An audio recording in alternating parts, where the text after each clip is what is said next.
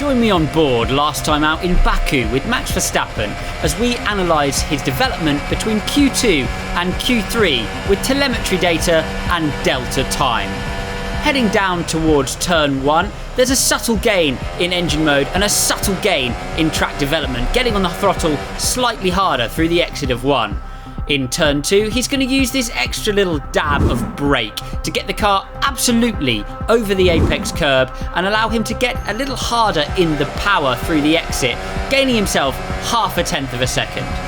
He's flat out, as you can see the line on the data trace down to turn number 3, and he'll lean on the car a little bit harder through the apex of 3, turning in at a slightly more shallow angle and arriving at the exit wall slightly earlier and able to straighten the steering.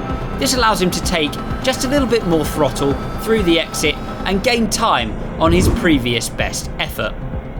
There's not too much change through turn number 4. Max does change slightly how he approaches the corner, but doesn't really yield any time differential.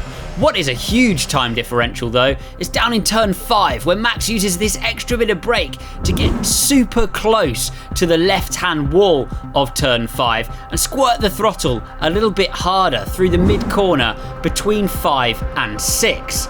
He's then going to use another little textbook dab of brake to turn the car into 6 and enable him to get on the throttle harder again on the apex down to 7. Look, there he is, flat out on the throttle with the line on your data trace.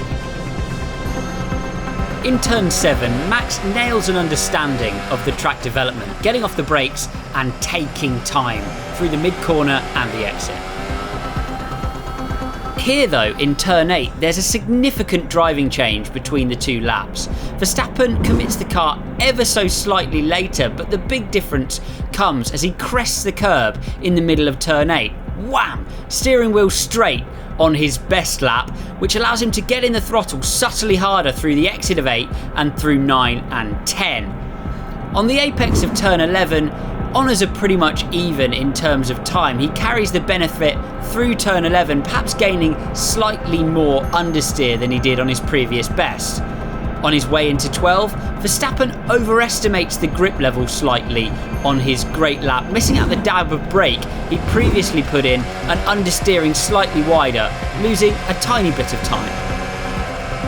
Verstappen becomes a bobsleigh driver through turn 12, minimising the amount of steering lock by using this bit of extra track to keep the steering scrub out of the car, which slows the car down in the flat out sections. This will benefit him in both apex speed in turn 12 and speed along the straight which follows.